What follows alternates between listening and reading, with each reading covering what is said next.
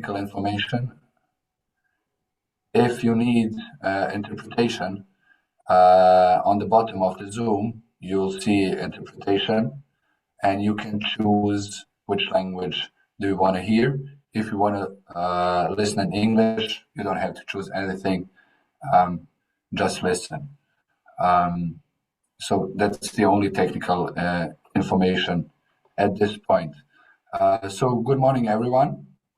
Welcome to the second Transborder discussion debate organized by 𝐂𝐫𝐨𝐬𝐬 from Ljubljana, Slovenia, the Slagalica Foundation from Osijek, Croatia, and Solidarna Foundation from Zagreb, Croatia. This is organized as part of the Impact for Values program financed by the European Union through the CERV program. So the idea, as you've seen in the topic and the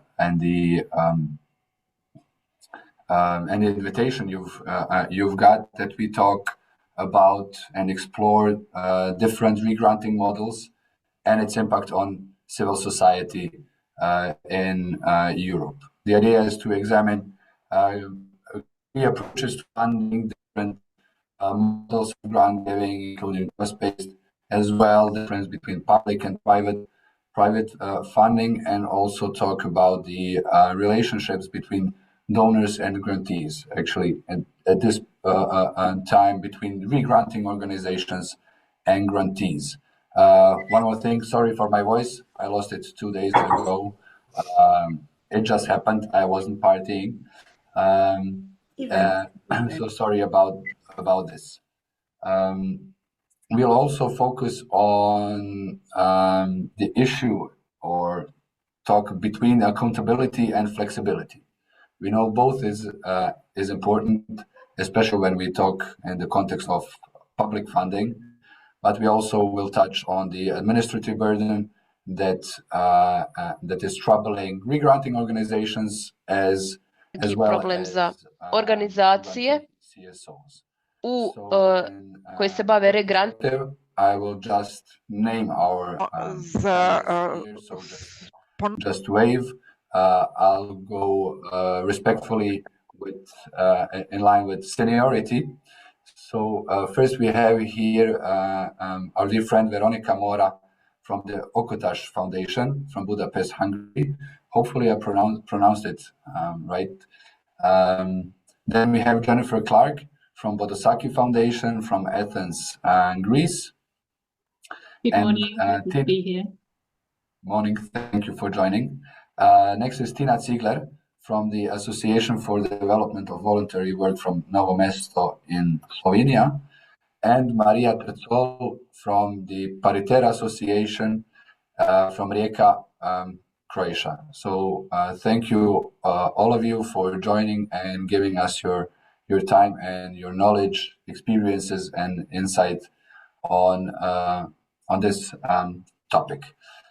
For everyone being on Zoom, feel free to write questions right when they pop out to your mind in the chat. We'll address them as early as possible. If you are listening to this discussion via Facebook or YouTube, feel free to write it in the chat, and we'll take them back here to Zoom and try to answer it. Just a short introduction from our panelists, our speakers. I'll go with actually the same question is for all of them, but I'll ask Vera first, just for brief introduction. But I would be also interested to hear what's your personal motivation working in a re-granting organization, and what's your motivation and goal of being part of this discussion. Thank you very much. My organization, Ökotárs, Hungarian Environmental Partnership Foundation, it has more than 30 years history. It was initiated in the early 90s by American private philanthropic donors at the time to support the fledgling environmental movement as part of the democratic transition. I personally work here since the late 90s and I'm the director since 2007. As it may be clear, Ökotárs has been a grant-making, re-granting organization from the outset, initially focusing on the environmental NGO movement, but later broadening our scope. And nowadays, we define ourselves as an organization strengthening and supporting civil society in Hungary in more general terms.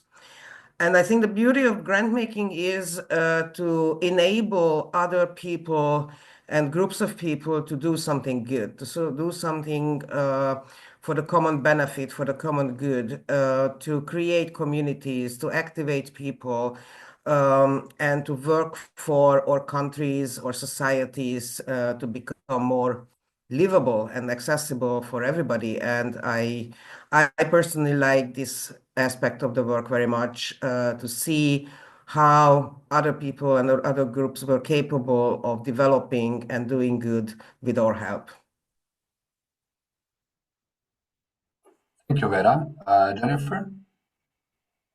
Hi, good morning, and thanks again for the invitation to be part of this discussion. It sounds really interesting. So yes, my name's Jennifer Clark. I'm Director of Programmes and Grants at the Bodossaki Foundation in Greece. The Bodossaki Foundation is one of Greece's older foundations. We've been established more than 50 years, and one of the larger foundations as well. For the first almost 40 years of our existence, we were just a granting organisation. We're lucky to have our own funds that we grant to civil society and also to support environment, health and education work. But re-granting was really about how to increase our impact. You'll probably remember kind of about 15 years ago, Greece hit that big economic crisis. So the social needs really increased, and we wanted to find ways of increasing, scaling up our work, and re-granting was one of the ways we could do that. And re-granting's become an important part of our work now. We're actually managing 6 re-granting programmes at the moment, 4 with public funds and 2 with private funds. And we're also a donor to 2 pooled re-granting funds, the Alliance for Gender Equality in Europe and Civitatis. So we've seen it as a really positive way for increasing the scope of our work, but also it's had additional benefits. It's helped us become a better grant maker as well. We've learnt new procedures that we've actually integrated into the way we work as a foundation. And one of the unforeseen benefits, I think, is being in touch with other re-granting organisations around Europe and internationally, and developing these kind of relationships of trust and sharing good practices with others working in the field. And that's also why we're really happy to participate in this debate today. Thank you a lot. Maria? You hear me? Okay, so my experience is quite different as I work in an NGO. So I have another perspective. I work in a feminist organization, which is, I would say, like sometimes is quite beautiful and wonderful, and this is something that I'm really motivated to work on. But then when we come to funding and finding funds that allow us to react when we should react in the ways that we think it's much needed, this is something where we come to a lot of obstacles frequently. And I think that we, of course, beside our active and activist feminist work, we have part of the organization which is and we work there with human rights in general. So we cover discrimination, marginalized groups, and everything actually that is aligned with feminism principles. And I think this panel, but these kind of talks in public and between us are really important because they're an opportunity to address the tension between accountability and flexibility. How can we all ensure transparency while also trusting feminist organizations and other NGOs to use resources effectively? This is a topic that also motivates me to work in an NGO because I think that our perspective is much needed in these kind of discussions, and I think it's really important to work together to see how those obstacles can be how we can put them behind us. Thank you. Thanks a lot. Tina? Hi, everyone. Like Maria, I've also been active in civil society organizations. When I counted the years, it's 26 by now. It's amazing. And I walked all the way. So I started off as a volunteer of various organizations. And as active as I was, I soon got engaged as a member of management boards.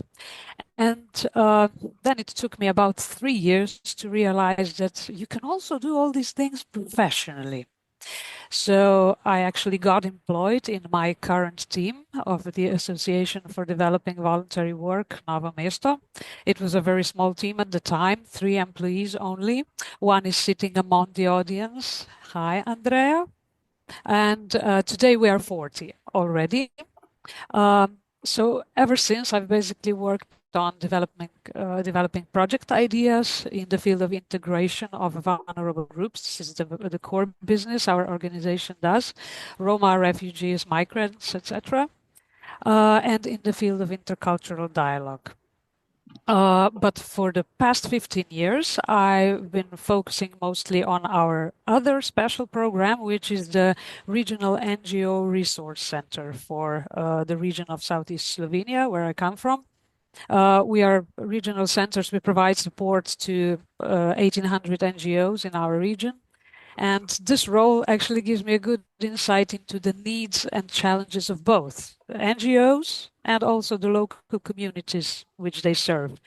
I work on capacity building of local NGOs, and when you asked about the motivation, I guess it's amazing what NGOs can do. They go like, do we have money to do this? No.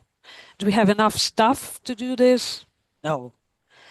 And then you conclude, but we have to do it. Let's do it. And we do it somehow. So without resources, actually, you do.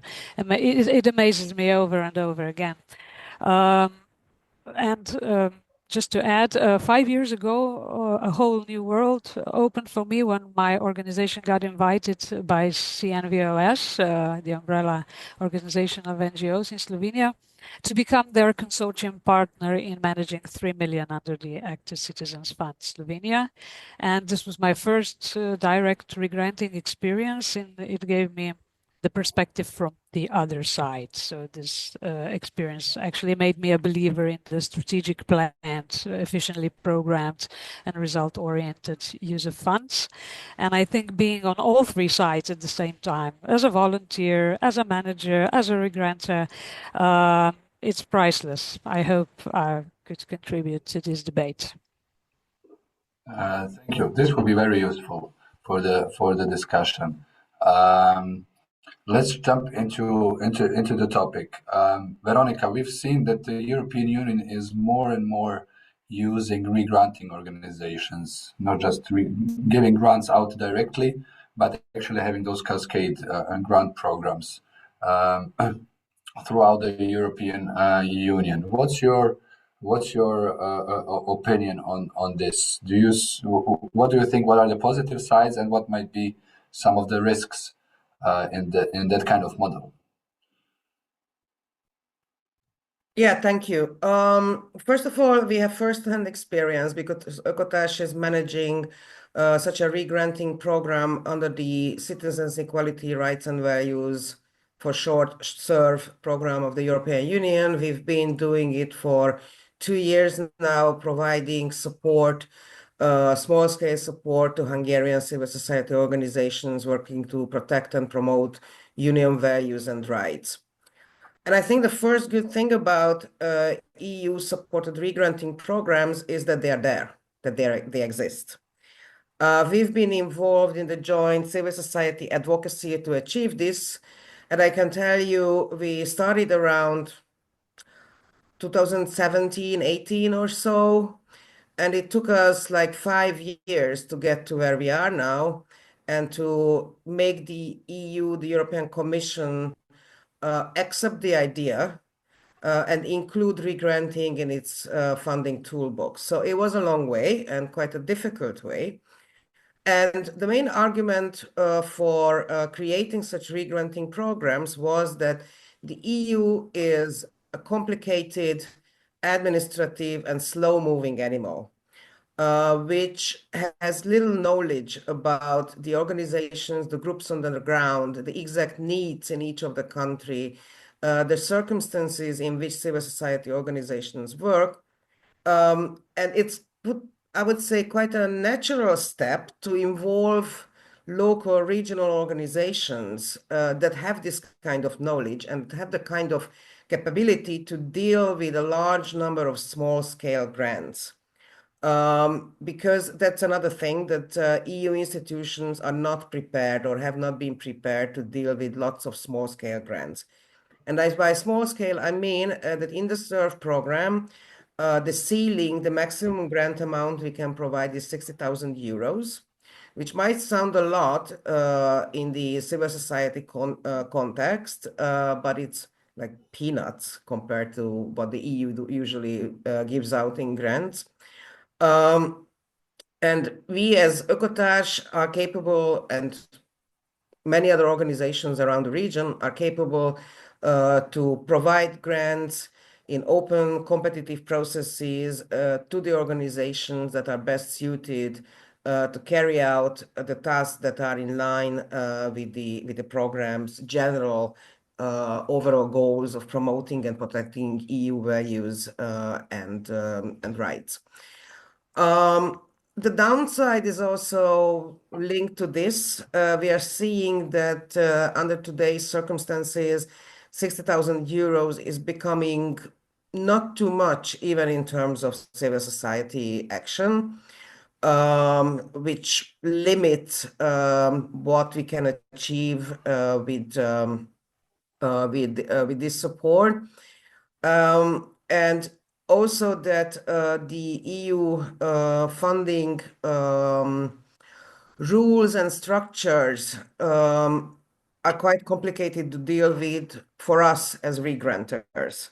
Fortunately, and that's again a benefit, in terms of the way how we provide grants to the organizations is much more flexible. The EU, the European Commission in the granting gives us quite a big autonomy in how we set up our systems and how we work.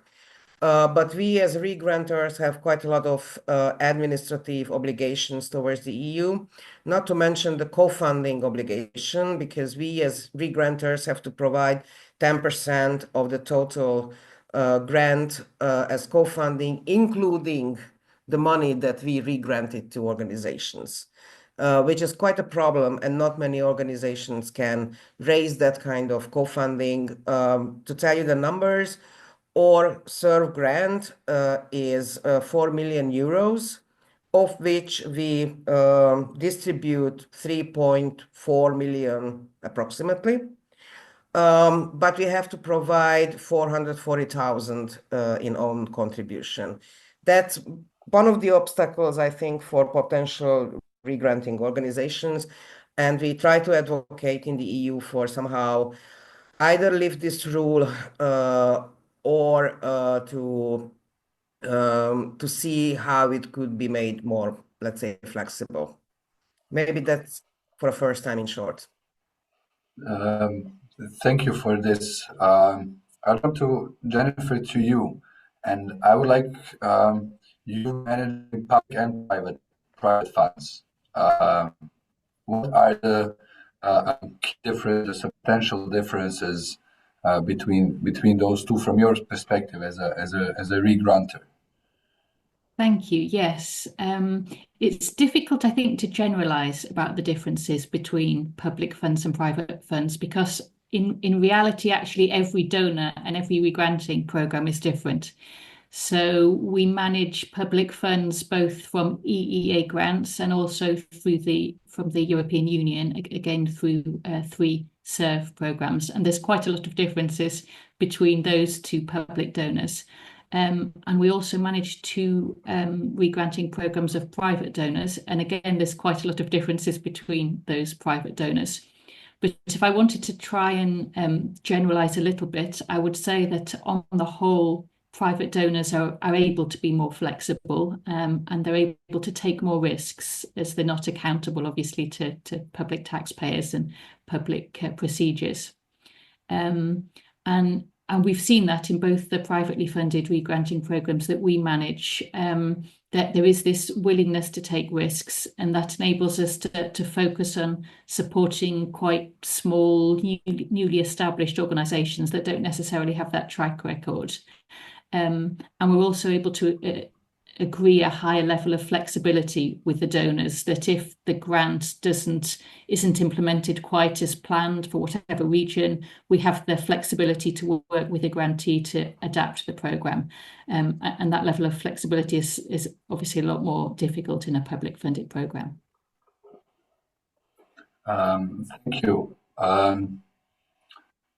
Maria and Tina, I want to hear from you, whoever feels more comfortable, your experience between public and private funders and donors. Maria, you're first by the alphabet, so please.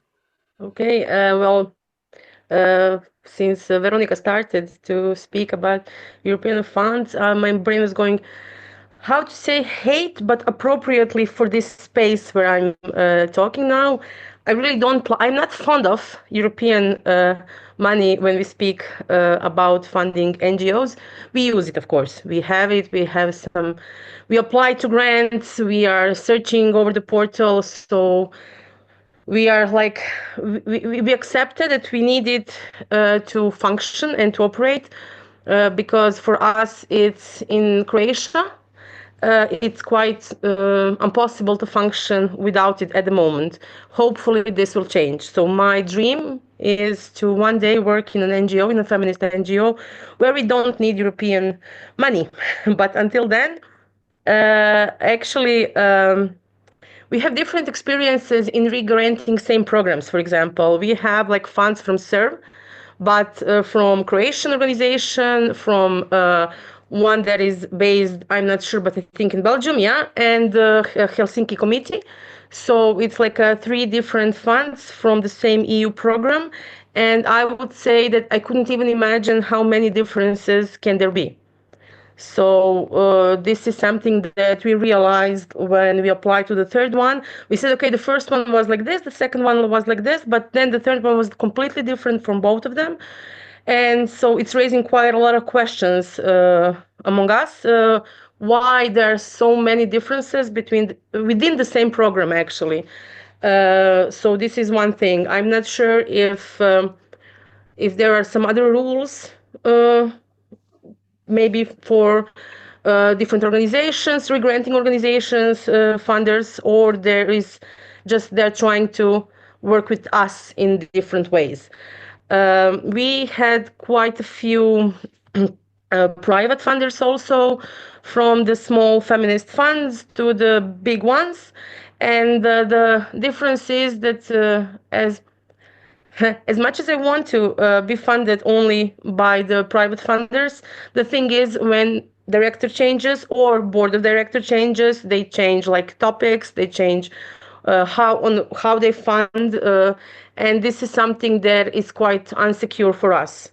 So for 3 years we have a grant, and then they say, okay, so now we are shifting the topics, no more feminism, now everything goes to environment. And we're like, okay, so what's happening now? So this is something that is an issue. But with European and other public funds, it's, of course, as we all know, bureaucracy, structure, checking all the European Union boxes, and working. Actually, our work needs to go in some boundaries where we can see that it doesn't have impact that it should have. So I would say those kinds of funds really, they're like just, our impact is getting is getting lesser.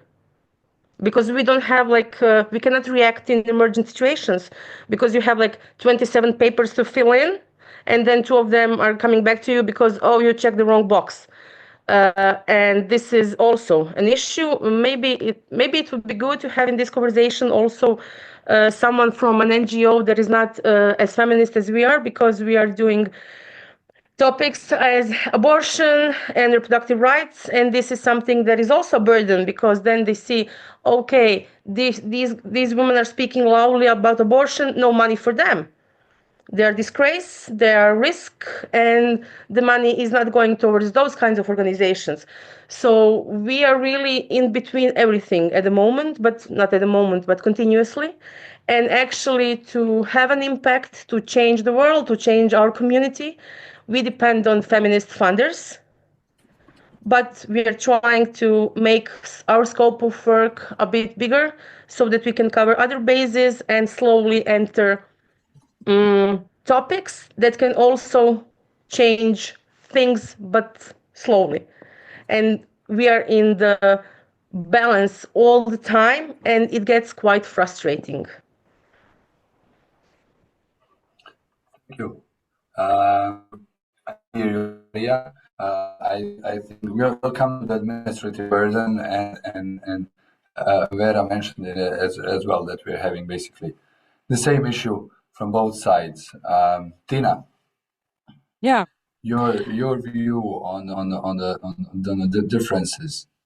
My view is that public funding is actually designed to work best for the bureaucrats and to keep their backs covered in case of audits.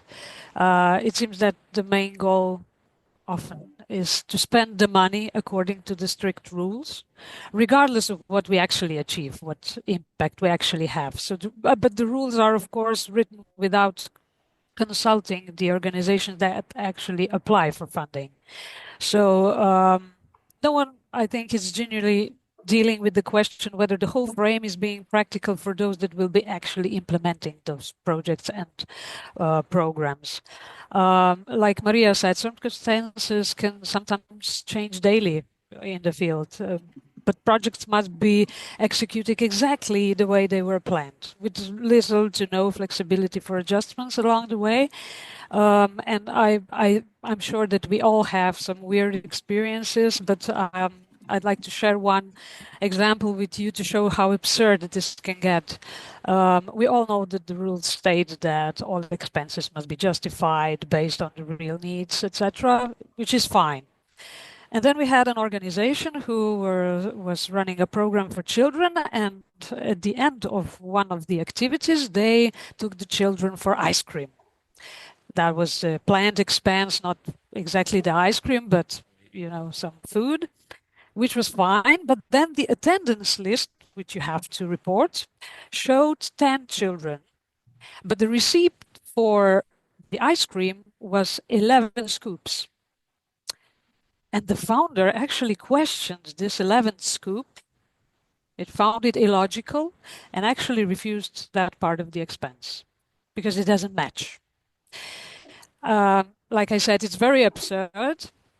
We were all probably looking for a missing 1 cent, which got lost in Excel because of the rounding, the 2-digit numbers, etc. We have all these stories, I guess, but I think it's really not in alignment with what you actually do in the field.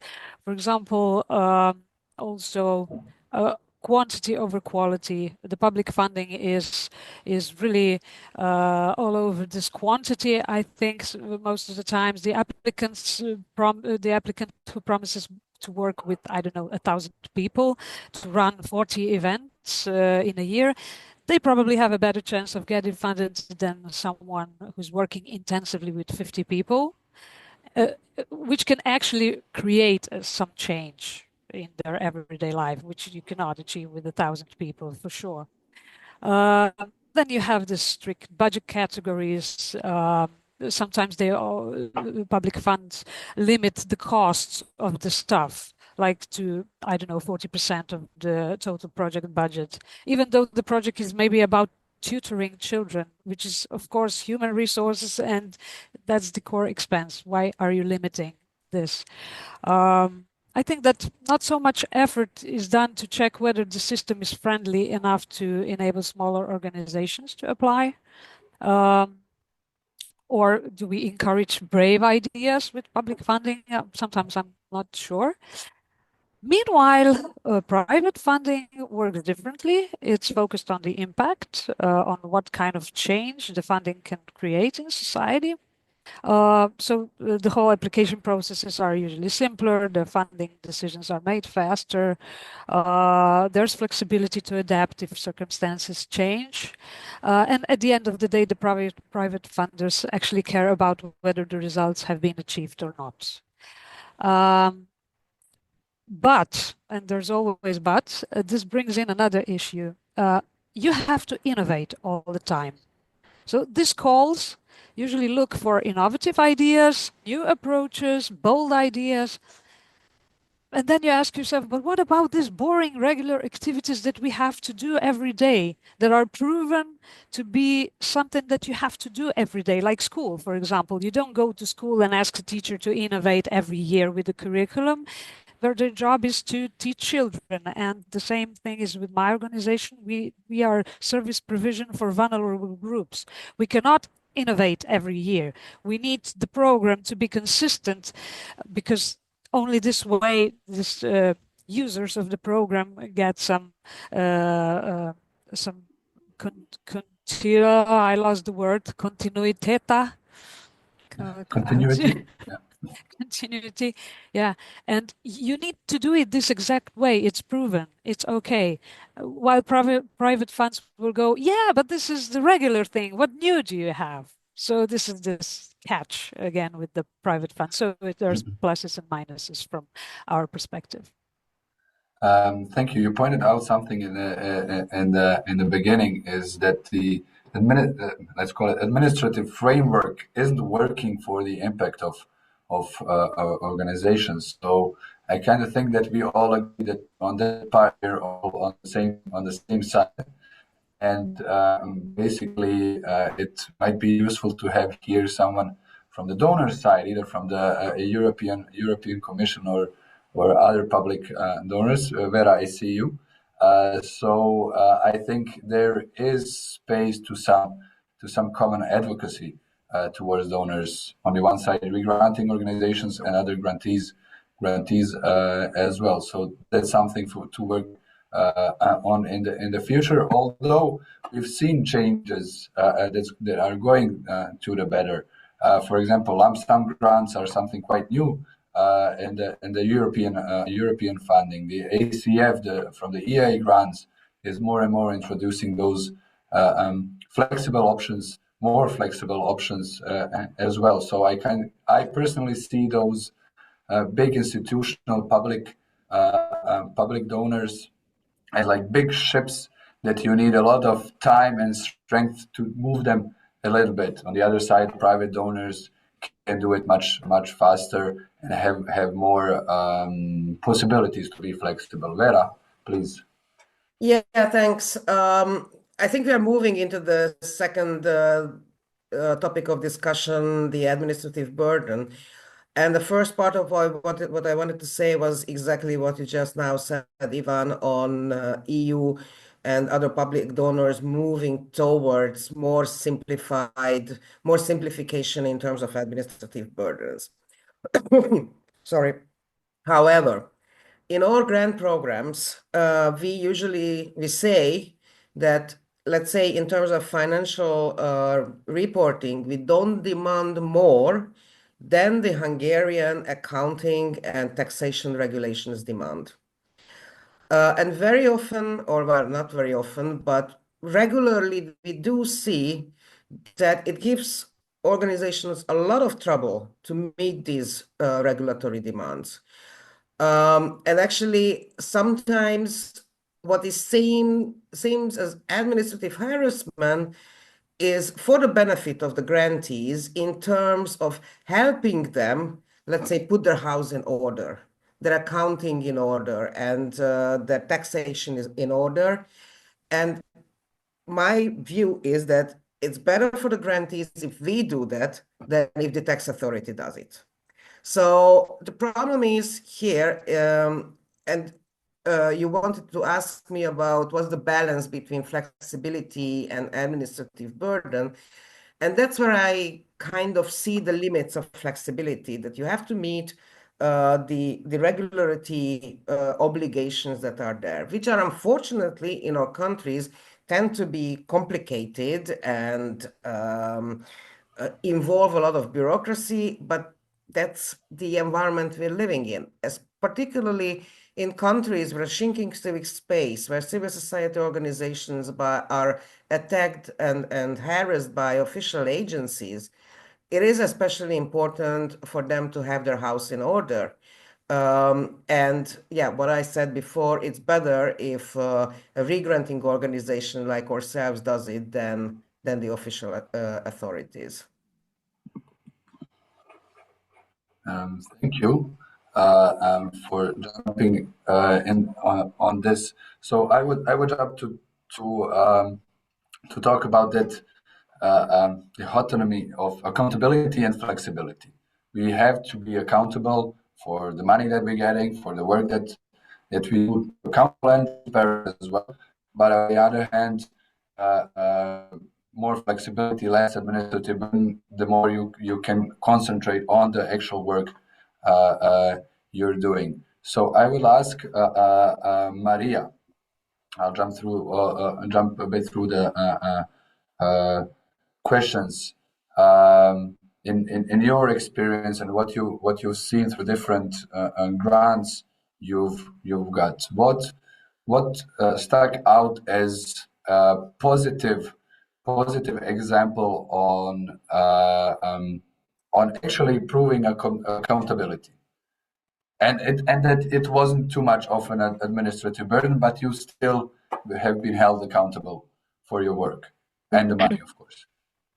So there is a quite big difference, as we all know, between private funders and public money. I agree with Veronica, but I also have some things that I don't agree with, of course. In Croatia, so this is why I'm not sure if I actually do not agree, because in Croatia, the law is quite vaguely written.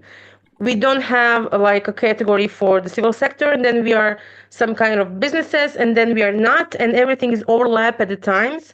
And actually, it's at the end, I know for sure that quite a few organizations are doing things differently, and we are all sure that we are everything doing by the law.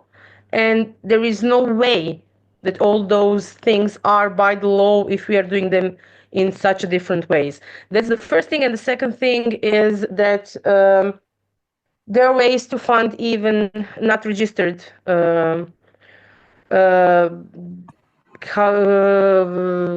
initiatives. So they don't even have accountant, and they don't have account, and they can get funds. So there are ways to go beyond all those demands for some funders. Of course, not European Union, I would say. For example, we had a CERV from IPPF. They were re-granting it. And the application process was quite easy. We had only a few boxes to check and to write quite vaguely about the project.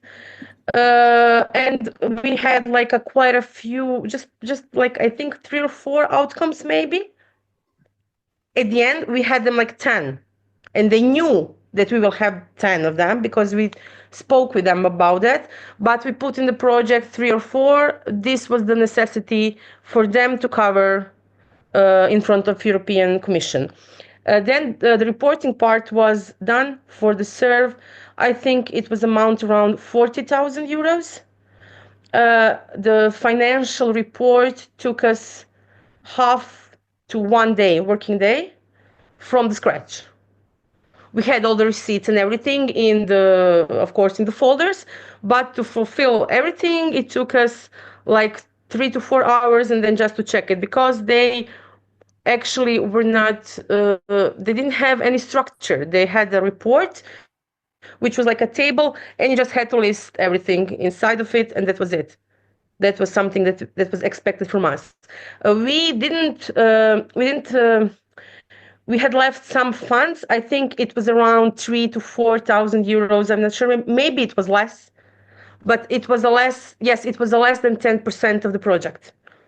They called us. We of course reported that. We didn't try to put some receipts and then to make it look like it was spent. We didn't do that. We just said, this is what's left.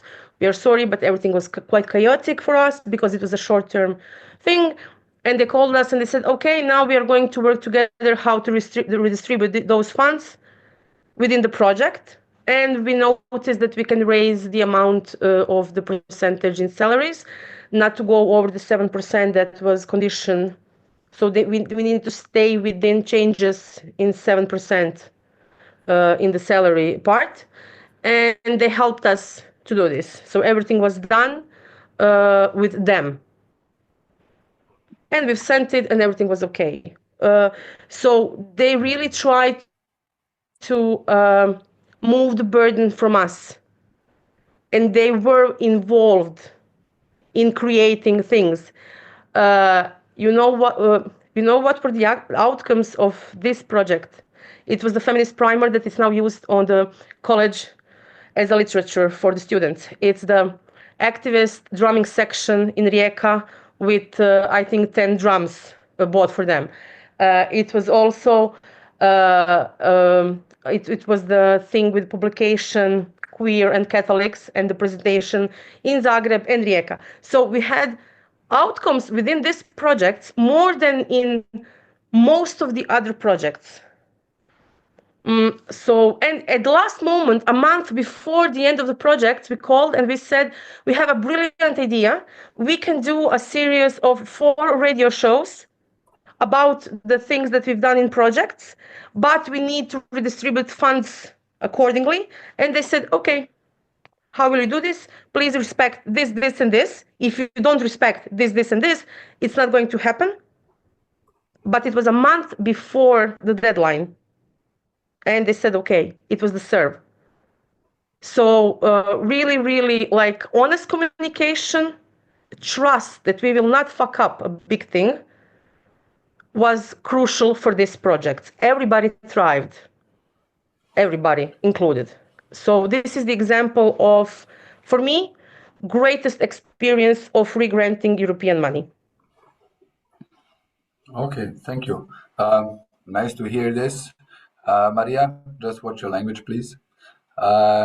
Jennifer, can you relate on this? And I'll just give an add-on on this question on how can re-granters support organization in these administrative tasks. Maria actually talked about this. Is it just about communication, or can we do something else?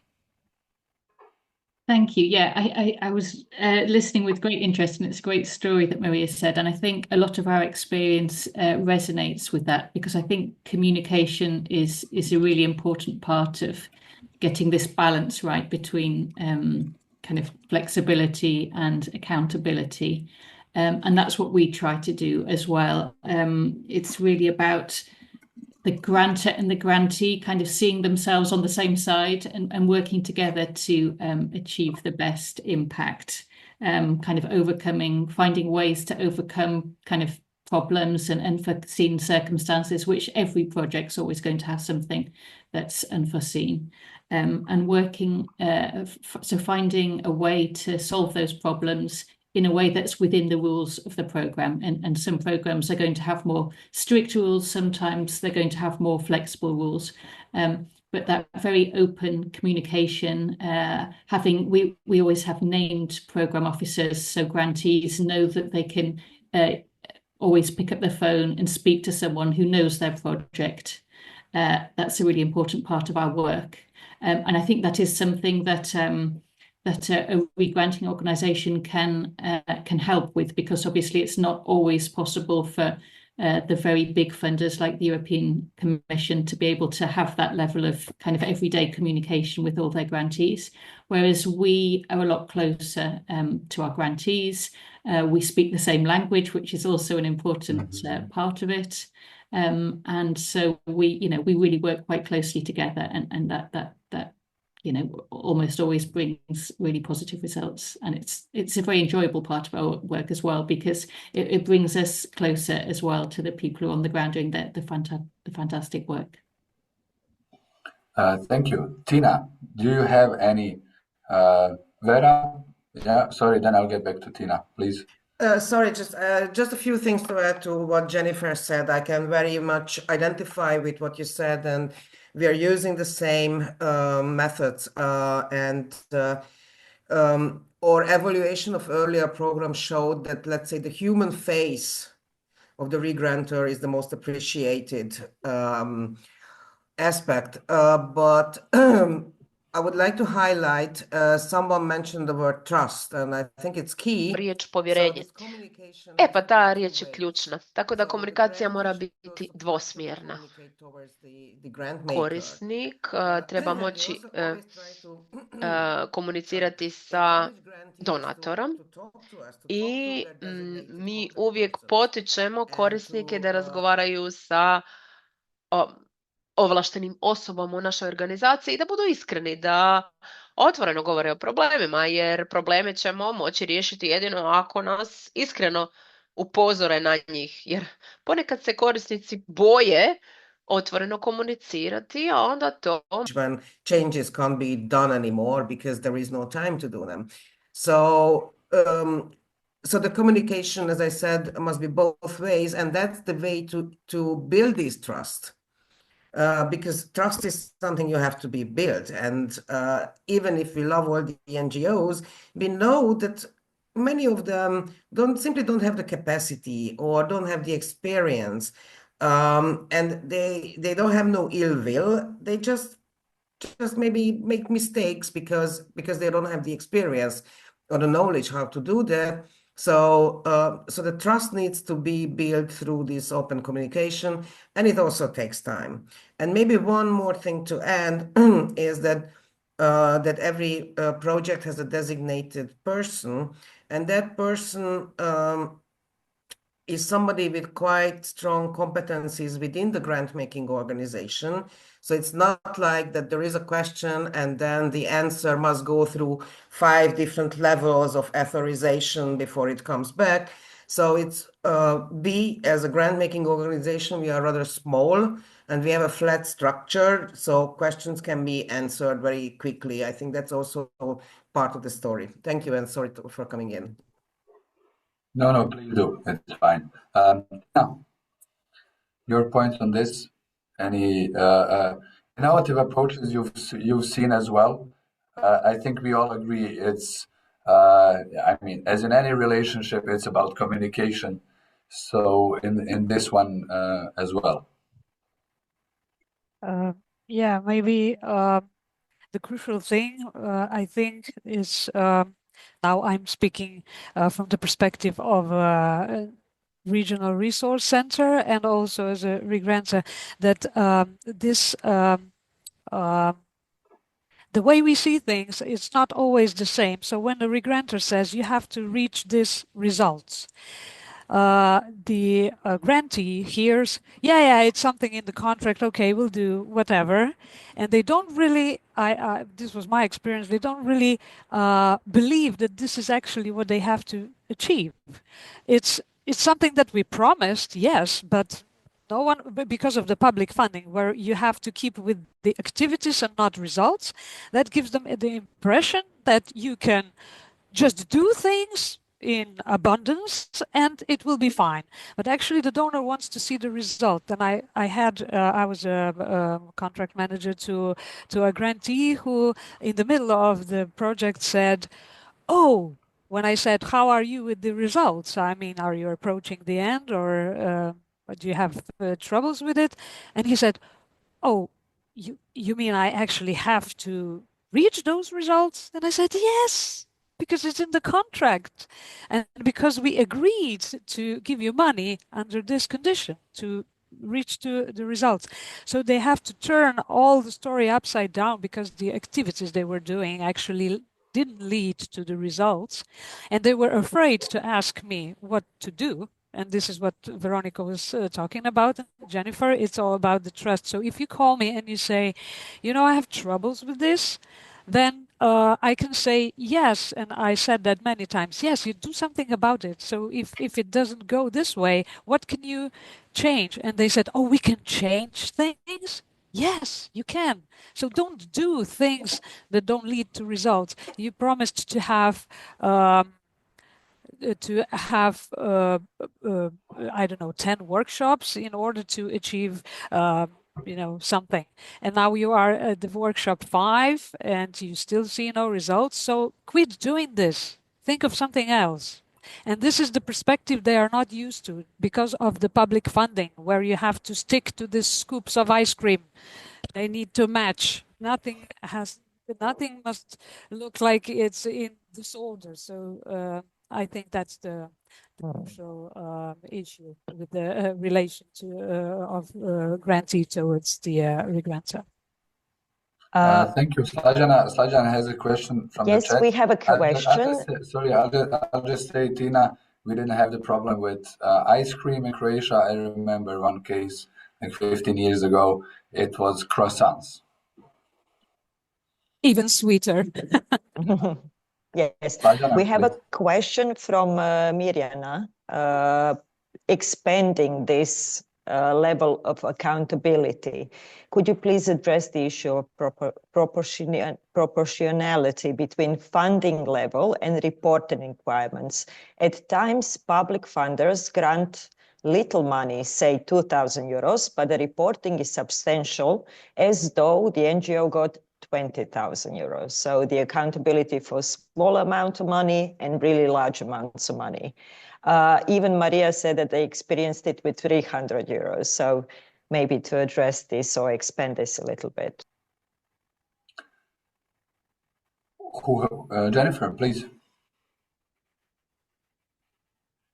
I just wanted to kind of come back to the point you made briefly before, Ivan, about this, where I think we've all seen and experienced programs that have been quite bureaucratic, especially for small granting amounts, and that's hard work for everybody involved, and of course especially for the grantees, but we're also aware that there's some steps in the right direction, and I think there has been a degree of organised advocacy between both regranting organisations and grantees towards funders. Already the European Union is kind of bringing in more simplified cost options for smaller grant amounts. And we're beginning to see this now in the EEA grants programmes, and the new civil society programmes make it compulsory actually for small grants to use a simplified reporting approach. So I think gradually we're going to see improvements in that. And as I mentioned earlier, in any case with private donors, they tend to be more flexible and more responsive. So hopefully we're gradually seeing an improvement in that respect. Thank you. Yeah, we're seeing, and I kind of think it's getting better. Now let's get off from this administrative burden. I know it's a big frustration for everyone, and we could put out on the table a number of different examples that just don't make sense. But I think it's about, in the end, it comes to communication, and then problems can be quite easily solved. When it comes to the relationship between regranters, funders, and grantees, partners, CSOs, it's not just about money. It's primarily about funding, of course, because without funds we cannot work professionally. But there is support beyond money. So I would ask Vera, your experiences of just going out of the box of funding and money. What have you seen? What have you been able to provide, and what you think did an impact on grantees and their work? Thank you, Ivan. Before going into this, let me just briefly reflect on what Tina said, and that it brings us back to the administrative burden issue, because with the simplified cost options, which are great, there should be even more emphasis on the impact that the grants are achieving. So what kind of change you as an organization through your work can achieve? And we're trying to push in that direction as a re-grantor, and we find it very hard to ask people and organizations to think in terms of not what we want to do, but what we want to achieve. And I think that's a word of caution to everybody, that try thinking in terms of what you want to achieve. Who do you want to change? What do you want to change? Why do you want to change? And then think about what you need to do in that respect. So what we're seeing is very often organizations are asking us, can we apply with this and this and the activity? And then we always say that what is the result of the activity that you want to do, and how does it link to the priorities of the calls for proposals? So I think in order to get rid of the administrative burden, we need to think more in terms of impact and achievement. And actually that brings to the non-financial support, because that could be one task for the re-grantor to train and to help civil society organizations to try think about in terms of impact and achievements. But besides that,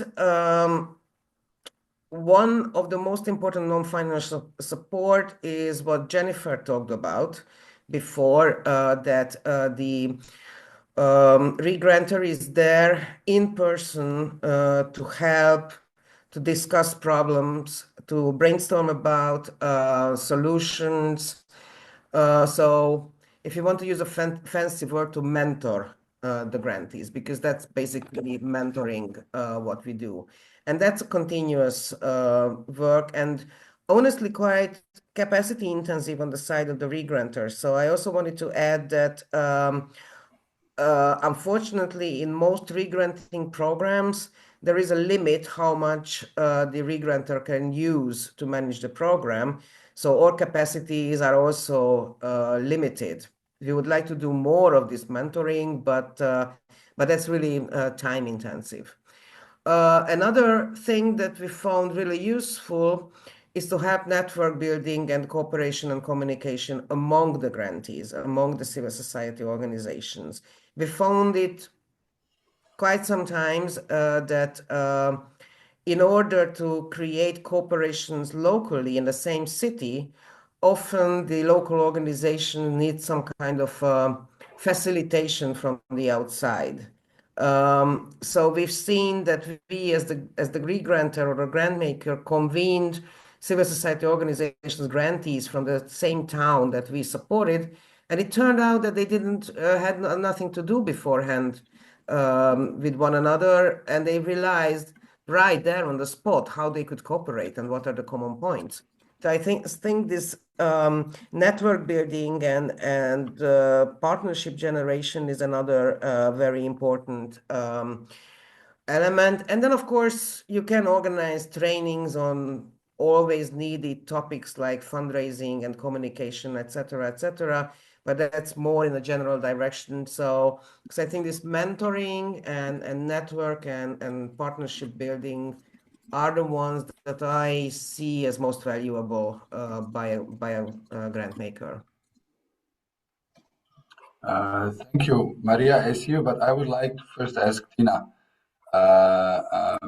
When we were preparing for this debate, some of lessons learned from your side and providing holistic support to grantees. Yeah, much of that Veronica already covered, but I would add the holistic support. Well, we at the ACF, we had a system of visiting the organizations. I don't know about the other funds, how you create this, but you actually, now I will overlap with the administrative burden and with this holistic support. So what we came up with is 3 visits per organization. We didn't have that many. Organization is what doable. I think with the bigger funds, you cannot visit, I don't know, 1,000 grantees, but with our, I don't know, 60 or so, it was doable. So we actually visited each grantee for 3 times. First time when the contract was signed, and before they started working on their project, I as a grant manager, I went there and discussed with them about the results. Like Vera said, yes, it's very important for them to understand what they need to achieve. And although we had this an hour or 2 conversation about the results, at the end you still realize they didn't grasp the whole thing. So the first visit was aimed at their understanding the whole process. So you explained everything, how this whole year will look like, what will we expect, what they have to do, etc. The second visit was before first reporting, to make sure that they really understood things and they know what to hand in with the report, because we didn't demand the whole documentation. We concentrated on results, of course, and we wanted to see the proofs of results, not the activities. And again, they were giving us a lot of these papers, the lists of participants, photos and everything, how the procedure went. And it was really, really hard for them to understand that I'm not interested in the procedure. I'm interested in the final impact. And the third, and to make sure that they have all the papers, that was already said. So how they actually do their own accountancy, is that in compliance with all the rules, national and the donors, etc. And you helped them actually create the report. So you were there with their papers and you helped them to file this in the right files and how to report this. And the third visit was before the last reporting, and this was to check how the results are. So are we near? Will they be achieved or not? If not, what can we do to make it happen? And if we realize that they won't be able to achieve them, we really discussed this, how to adapt, what's good enough for us, and etc. And I found this support very useful, not only for me as someone who has to have this oversight of the grantees procedure, but also for the grantees, because they often said to me, my goodness, we didn't realize we can talk like this to a donor. We never had this relationship before. We now can ask whatever. We are not afraid that you will say, oh, you didn't do this workshop. Now you encourage us to leave it aside if it's not working. And it's a whole new world for us.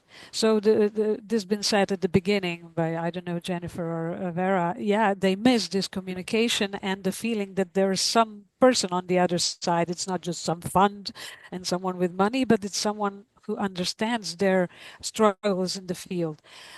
So we adapted activities, no problem, as long as we reach the result. We also, I don't know, we made this cost sampling, so they didn't hand in the whole documentation. We just sampled, I don't know, 50% or 60%, depends on how your experience with the organization was, and they only handed over those papers, and they didn't have this much burden, etc. So this holistic support, I think it was very valuable for them, because they started to realize that we actually care about what will come out, not what they will do.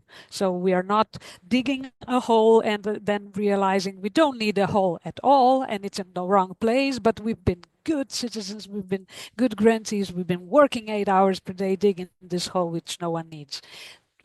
I think that they at the end realized that what we want, but you know, it's so rare in their realm that I think they will forget by the next financing, because they will fall into public funding again, and the story there is different.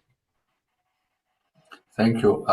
Maria, you've been through, I know, different kinds of capacity building programs, not just on the administrative part of your work, but the how to say everything around it. What in your experience and for your organization, and I know everybody talked with other organizations as well. So what have you seen that really works for you and is really useful for you? Yeah. Firstly, I would say that I forgot to mention something short, but donors can change, people can change, and this is something that is wonderful. We had ACF in Croatia. It was a horror story for my organization, I will be honest. But later on, we had the same grant manager organization in CERV, and the communication is much better. It's much nicer. It's much easier. And we are thrilled by that. Firstly, we were so like, okay, is this really happening? Now we accepted it, and it's really enjoyable. So I would say that this is something that is important also for both of sides. Listen each other, not just speak, and stop being donors, be allies. If you are allies, trust will be built and communication will be honest. If you are donors, then this is something that will not happen. Talk with the organizations about the goals that you have together. So we all want the burden be taken off from everyone. And if we want to advocate changes, we need to do it together.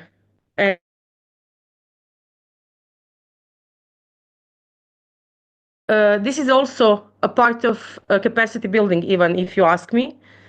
So if we talk about advocating changes in funding, this is capacity building for us, but also for the donor organization. As I mentioned in my email to four of you, a list of things that are offered is, from my opinion, this is not a capacity building. Capacity building is what Tina was speaking about, reaching to us and seeing if we need assistance, if we understood everything well, and if we're not, then going through things with us. Generally, educations for diverse NGOs with diverse kind of knowledge and level of knowledge is something that I will never consider as a capacity building for organization or for myself. This is something that is quite time consuming, and potentially it will not have the outcomes that we all want.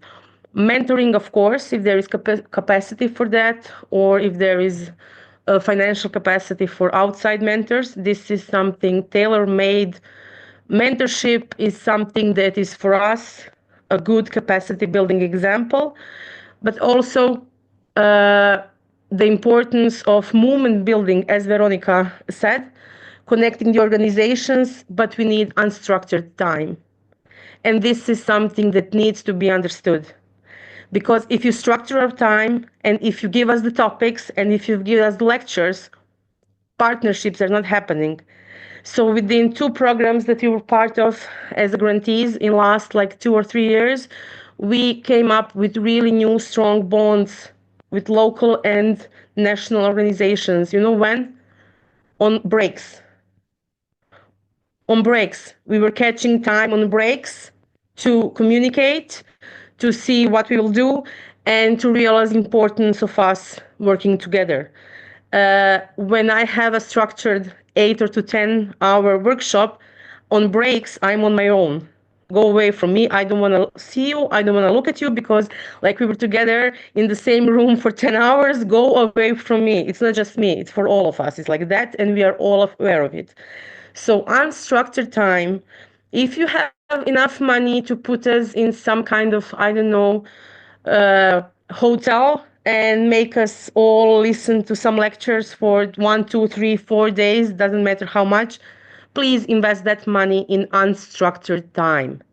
just put us in the same space and things will happen. This is part of the trust that I'm speaking about all the time. So give us time and space to talk, to see, to plan, and then of course to apply somewhere, because if we don't have time, then we have to do our work and we have to listen to something and be part of workshop. And this movement building is not happening in a structured way. So this kind of capacity building, I think, is much needed. But this is my perspective from a feminist organization and from that part of movement building. We want to talk.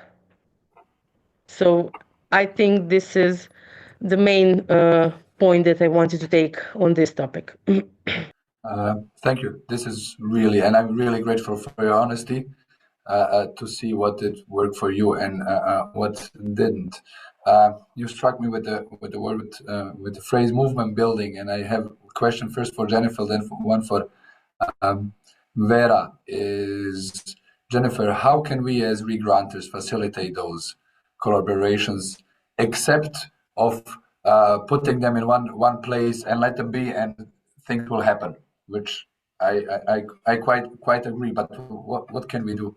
I also agree. To support this. And I think it was nice. I enjoyed Maria's comments, because I think we've all been in that kind of training that we didn't really need and we didn't really want to be there. And there's nothing worse when people are busy and they've got so much work to do to be kind of obliged to conduct these activities that know are not going to be useful. And that's why we at Bodossaki Foundation, we've realised that for capacity building to be successful, we have to offer a really flexible menu of different approaches to capacity building. That's not compulsory, but some organisations are crying out for the training, and that's great. But some want the tailored coaching, or we offer executive coaching, team mentoring, one-to-one consultancy, and a range of networking activities, which I think are designed to be flexible enough that they do kind of create these opportunities for people to get together and have, brainstorm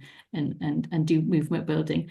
And to give an example of an activity that we did that's a little bit more specific within the scope of the Active Citizens Fund, in Greece, there's not very many kind of active collaborations and partnerships between the civil society and media outlets and media organisations. And so we identified this, and we organised a workshop where we brought together civil society representatives and journalists and other representatives of different media organisations. And we did allow them that time. There was a kind of an introductory round and some presentations and things, but then it was basically having people in a room over lunch and encouraging people to kind of get together and talk. It was a bit like a matchmaking activity. And actually quite a lot of new partnerships did emerge from that. And as a result, we saw the kind of awareness raising activities and communication activities of projects within the Active Citizens Fund be really scaled up and amplified by the partnerships with the media organisations. So I think it can be done, and I really agree that the movement building and the encouraging collaborations is a way for us to really increase the impact of the work we're doing. And another thing we've done just quite recently as Bodossaki Foundation, we try to see ourselves as a facilitator of bringing different sectors and different groups together. And so we've facilitated just recently an advocacy initiative to improve, kind of strengthen the environment for civil society in Greece, and that involved bringing together civil society, think tanks, academics, and policymakers as well. And we're beginning to see some kind of quite positive signs that's going to have some positive results. Thanks a lot. And maybe somewhat political question to Vera.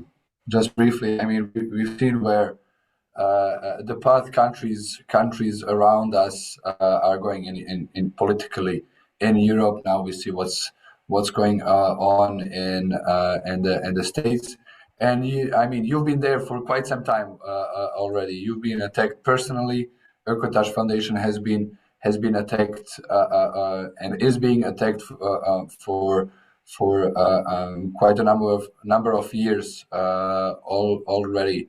What can we learn from you? How can first re-granters and let's say donors protect ourselves, but also how can we protect the grantees as well from attacks from political actors? Yes, thanks. Again, let me refer back a bit to what was said just before on capacity building, and particularly what Maria said about convening organizations for unstructured time, which I think I agree that it's very beneficial. And I agree that it often turns to bring very positive results. However, what we are struggling with is very often when we try to do something like that, then the feedback is that, oh, we don't have the time for that. So I think it's a kind of catch-22 that everybody wishes for spending quality time with your allies and your partners and create new partnerships. But when it really comes to that okay, let's come together on the 10th of February. Sorry, I can't make it. So I don't know how to deal with that actually. But anyway, so coming back to your question, Ivan, on working under pressure and what can re-granters do that are working under pressure. Yes, we have exactly 10 years experience. We started with a conflict around the EA and Norway grants. And I think the most important thing that the re-granter can do and should do is to show courage. To show courage to the grantees, not to falter, not to become insecure, continue the work as normal, let's say, continue supporting your grantees, and not to back down. In our case, what was very important in the first wave of attacks is that the donors, the EA grants at that time, were really behind us. They trusted us as well. So for the eventual donor, it's also very important that the donor's trust in the re-granting organization doesn't falter and is kept up. And the donors keep on supporting the program. And thus, in turn, we could keep on supporting our grantees. So showing courage is, I think, the first and the most important thing we can do. And then there is, of course, if the re-granter has the capacity, is advice in legal terms, advice for the grantees on what they can do in the situation. Also, the communication from the re-granting organization, a strong communication showing that what we do is for the public good, is for, let's say in our case, for the Hungarian society. And the third is a convening role. However, I think, and in our case in Hungary, we didn't quite lead the convening role. It was rather more the big grantees that led the coalition building. And yeah, in this respect, I think the coalition building of organizations that we work together with is very important. As it is shown in the case of Hungary in the civilization coalition of, let's say, self-defense of civil society. So I don't know, I could maybe elaborate more, but I will stop here. Thanks. You can get back to this. If anyone has questions, just jump in. It's not a problem. Whenever you feel to. So we'll let you know. Don't worry about it. But I would like to take now and get with this towards the end of our talk. Now Vera talked talked about when it comes politically difficult. And we're getting into crisis. I mean, we are in a poly-crisis situation for some time now, but we've seen what's happening with funding towards civil society. We've seen the stop work order of the USAID, which is a huge disruption for NGOs around the world. We've seen that the Swiss development aid is also fading out from a couple of countries. The Netherlands also are cutting the funding for civil society. Germany as well, for a couple of billion euros in the next couple of years. Jennifer, your point of view, can we as re-granters and donors as well, can we anyhow react on this? What can we do to support these organizations? Let's talk maybe a bit more about when it comes to public funding. I know private funders are having meetings now and trying to see how they can step in. But is there any possibility for some kind of timely reaction from public donors? What's your opinion on this? I would say I'm cautiously optimistic, having recent experiences of various other crises, as you mentioned. Everybody's familiar with crisis context, unfortunately, now. We've recently come through the pandemic, and the experience we had there through the EA grants was actually the public donors of the program were very responsive, and lots of flexibility was introduced. And also from the part of the civil society, I think it was Tina that mentioned earlier, it's always amazing how the sector does manage to adapt and keep on going under different circumstances. So taking both the kind of the flexibility and the adaptability and the resilience of the civil society sector and the recent experience we've had with donors, I would certainly hope that we will see some flexibility. I think we as, whether as civil society organisations or grant-making organisations or re-granters, we can all play our role in this, and we've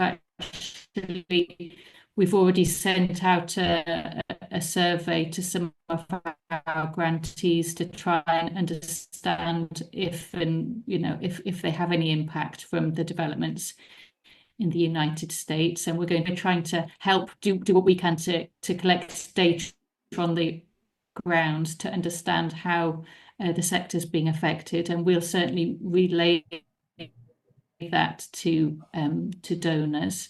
And the other thing I wanted to say on this kind of experience through the pandemic is that I think there is an increase in collaboration and sharing of information between different donors. So I know that the European Commission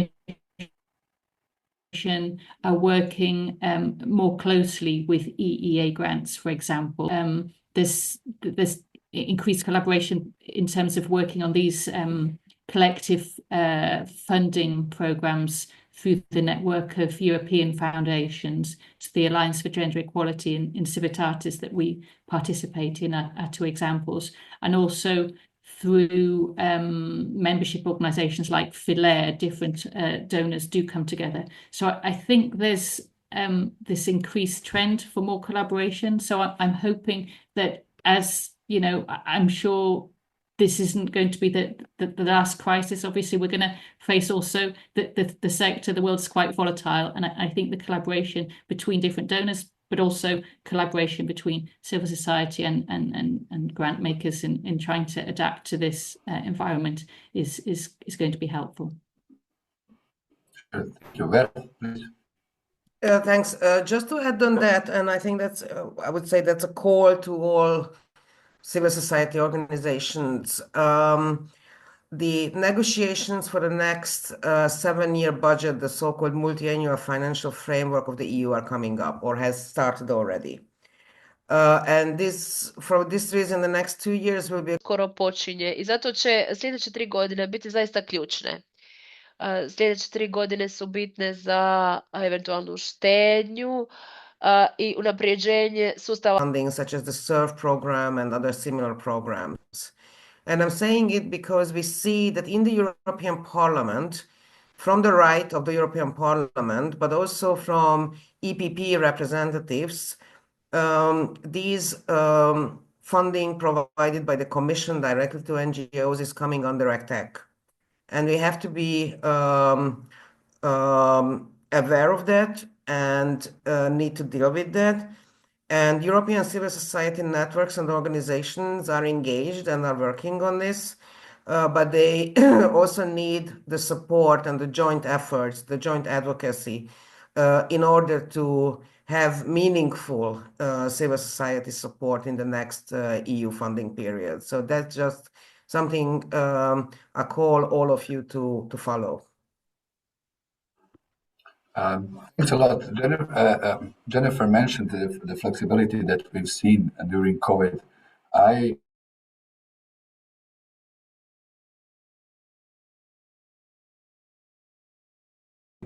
quite often think that we learn a lot of, not just in terms of our all of our professionals' work, but generally COVID, but somehow the knowledge is kind of evaporated through time. So maybe Maria and Tina, have you seen during COVID how have donors reacted and grant making organizations reacted that supported the changes that you had to go through, and which, like Jennifer said, civil society organizations managed to adapt really quickly.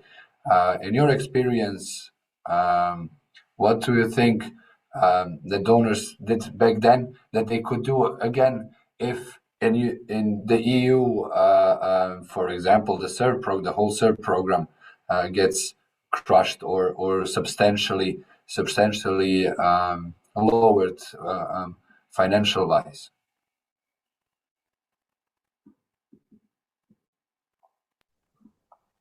Tina, will you be the first this time? Sure.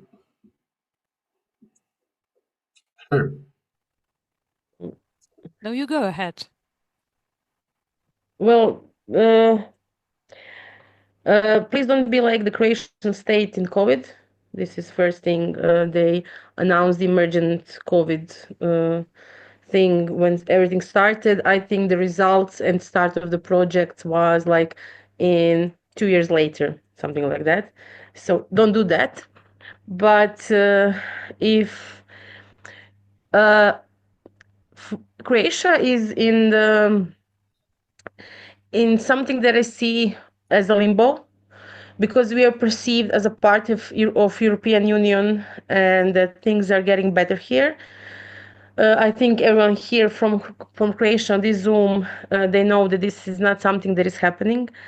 NGOs are under direct threat all the time, human rights NGOs, but nobody sees that. And donors, big private donors, left the region, left the Croatia, and are leaving Croatia because we are perceived as a European Union state, and we are European Union state, but actually I don't see that those changes that are necessary are happening here. So let's see what we can do, how we can advocate together to bring them back, to bring the private donors back.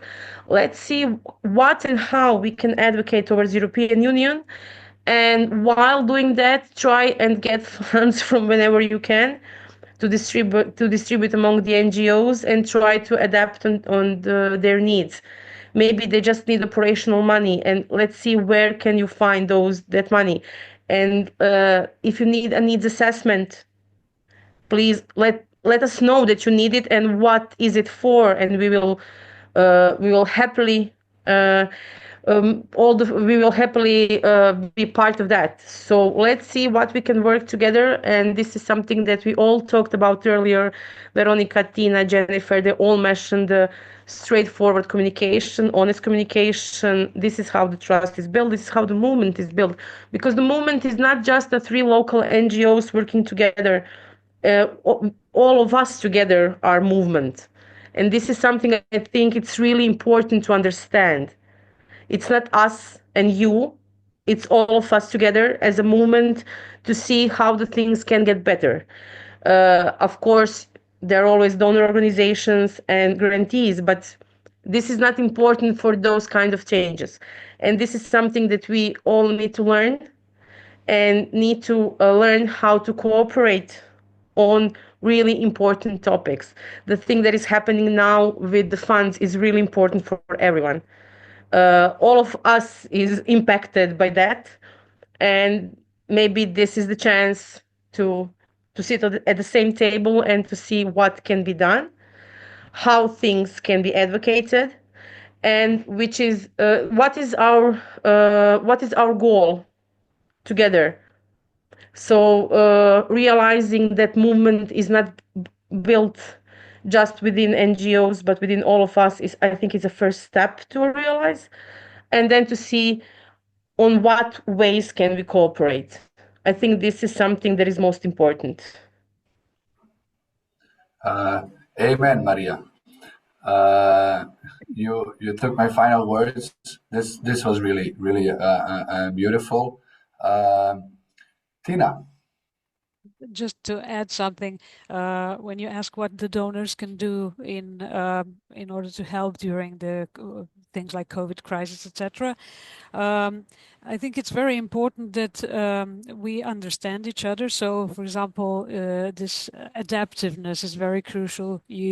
For example, we extended the length of the projects because some of the activities couldn't be done during the lockdowns, etc.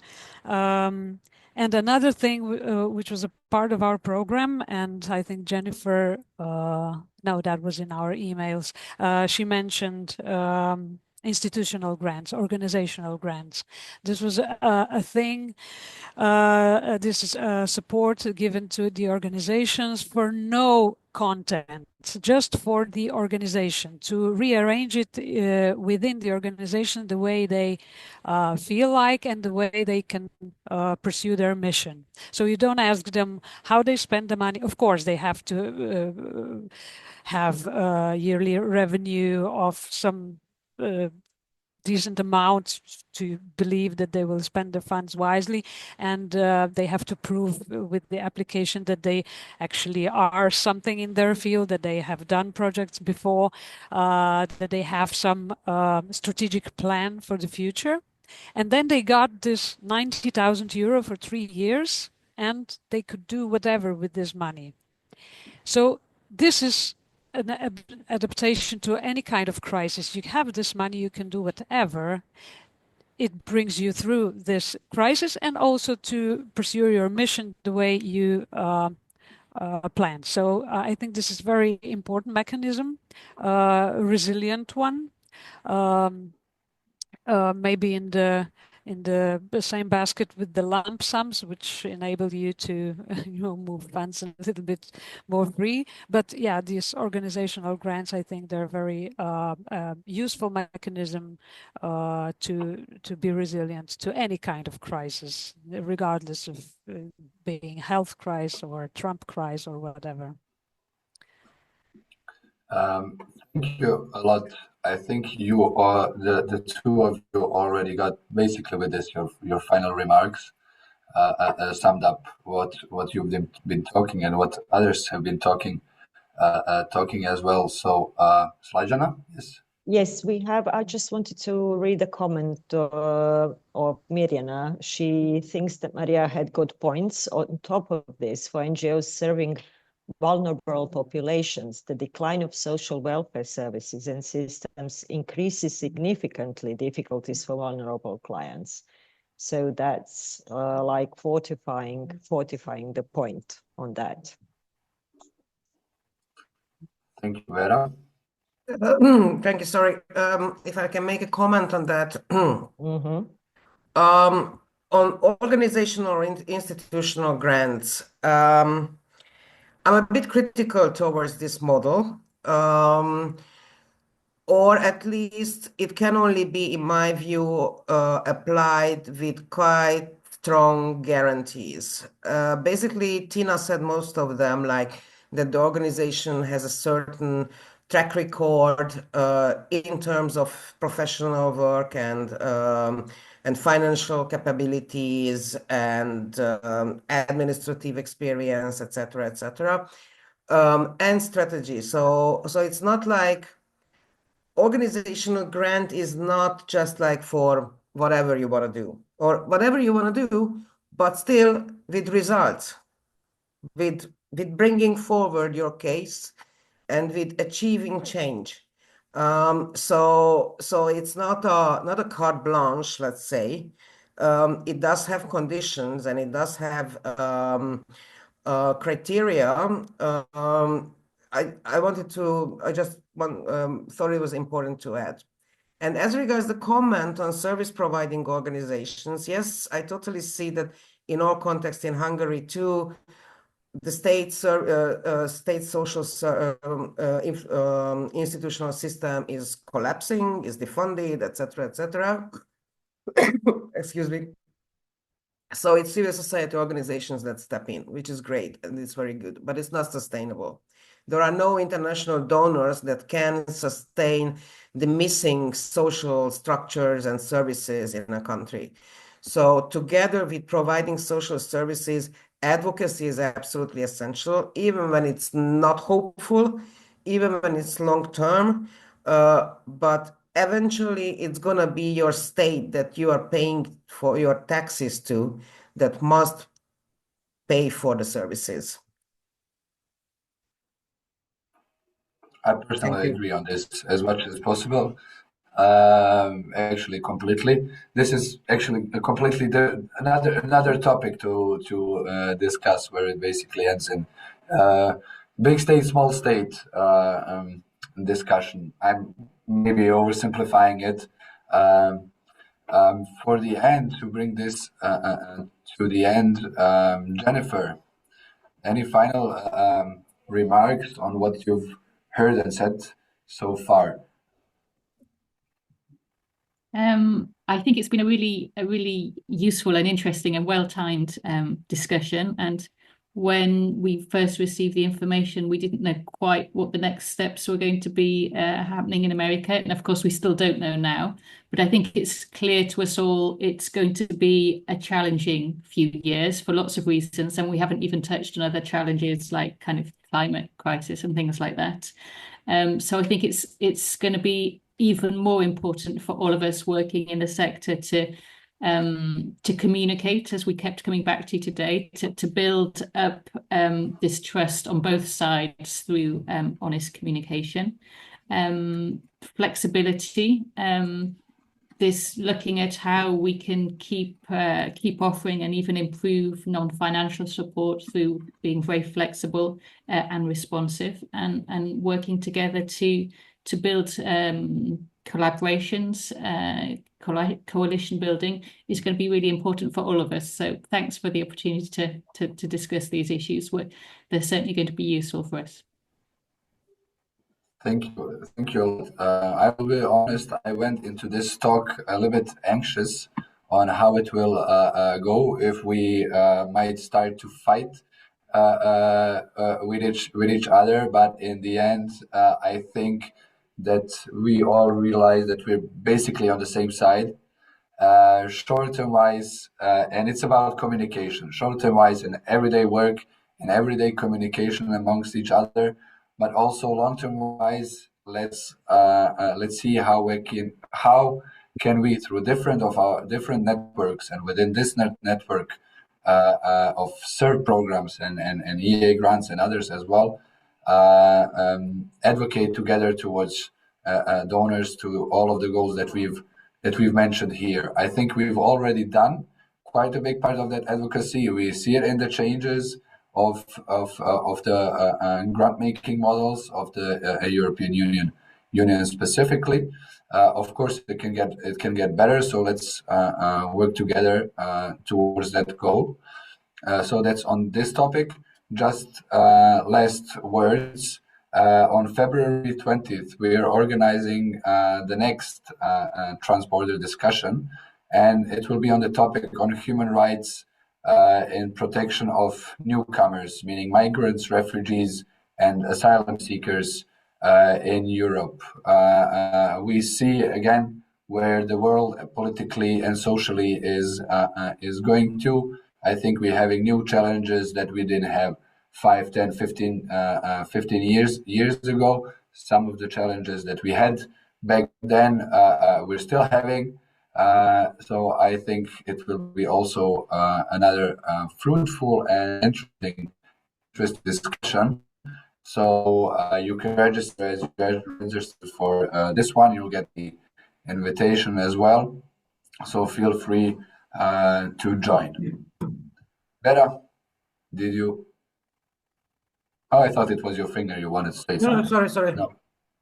Okay, so that's it for today. Have a nice day, even nicer weekend. Have some rest, and then next week we'll probably communicate with each other again on different parts in our professional and private lives. Thank you very much for joining, and see you next time. Thank you Thank for you. hosting, Ivan. Thank you. Bye. Thank you. Bye-bye. Bye bye.